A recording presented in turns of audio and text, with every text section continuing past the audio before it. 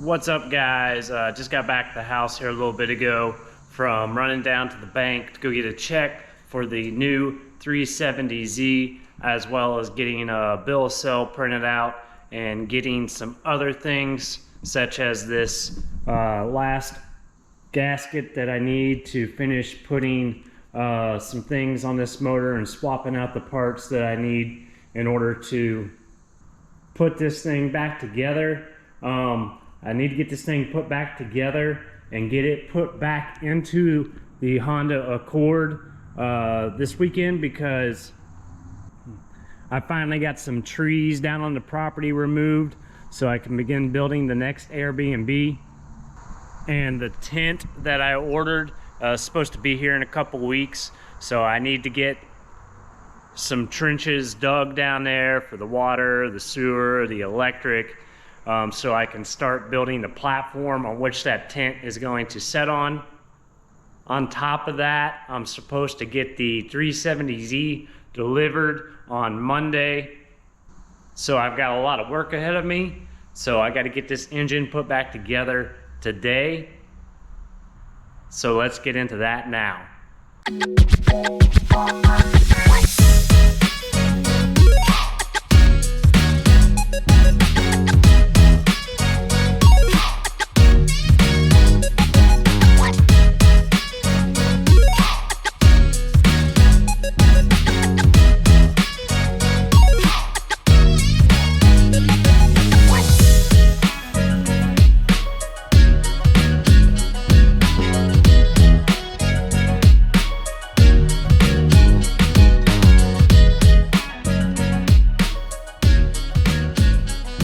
Alright guys, I got the wiring harness back on, got pretty much everything hooked up here, including all these sensors and brackets, the motor mounts, as well as the air intake plenum, throttle body, and these coolant hoses that run to this cooler here. So I have just a couple more little things I need to do before I can get ready to put this motor back in the car, and one of those is this variable valve solenoid. On this motor, this wiring harness is different than what is on the motor we're using to replace it, so I'm just gonna try and pull the one off the old motor and put it into the new motor. So that makes a total of 4 different things that I've had to pull off the old motor and put on the new motor, including the thermostat housing with the extract coolant line, and then this housing here where the upper radiator hose connects with these other coolant passages. On the old motor, there was an additional coolant line here, so I had to change that out, as well as the oil pressure sensor, I believe is what that was. And also one other thing I did notice on this exhaust manifold, this one's got 4 studs versus on the other motor you had 2 studs and 2 bolts.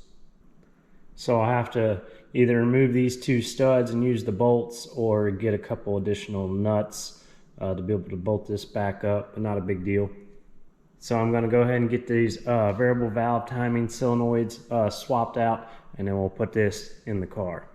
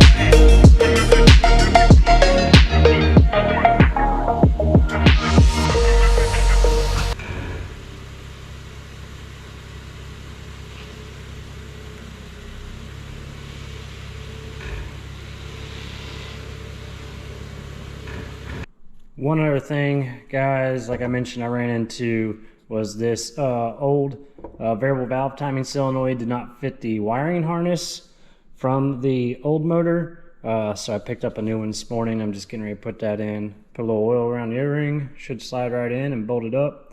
Go ahead and do this now while the engine's out. We have easy access to get in there.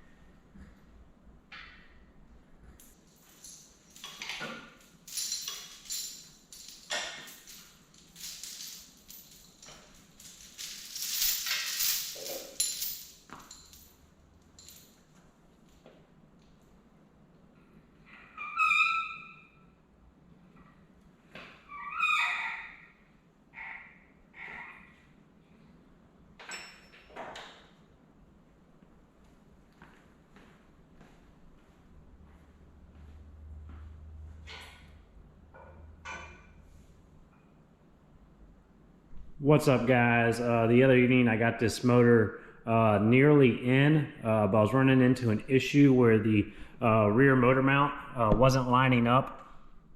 As you can see here, it's off by about 3/4 of an inch. The thing is the transmission mount on this side is pretty well lined up. The front motor mount also needs to go about a 1/2 inch to the left in this vehicle, and I was questioning this rear motor mount whenever I ran into this issue, if I had this bracket that goes onto the motor and transmission in the right position. But then I got to looking at it, and there's really no other way this can go. On this part of the casting, the legs are longer, so it pretty much has to go in that orientation. I also know that the bolt I took out, I am bolted from that side, which means the threads have to be on this side.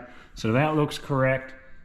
So I think what the bigger issue is here is that whenever I picked up this motor and transmission with the Hoist, it did have a slight lean to it. I didn't think that'd be a big problem because I thought that would help me angle it in between the frame rails, but I've tried everything I could to get this in. So it looks like I'm gonna have to pull this back out and set it down and try to reposition the chain to get this thing setting more level. When I took it out, I had it strapped to the rear and front motor mount as well as to both sides. So I think this is going to be the issue. So I need to get this thing pulled back out, set down so I can reattach the chain that I'm using just to get this motor a little bit more level when it's going in.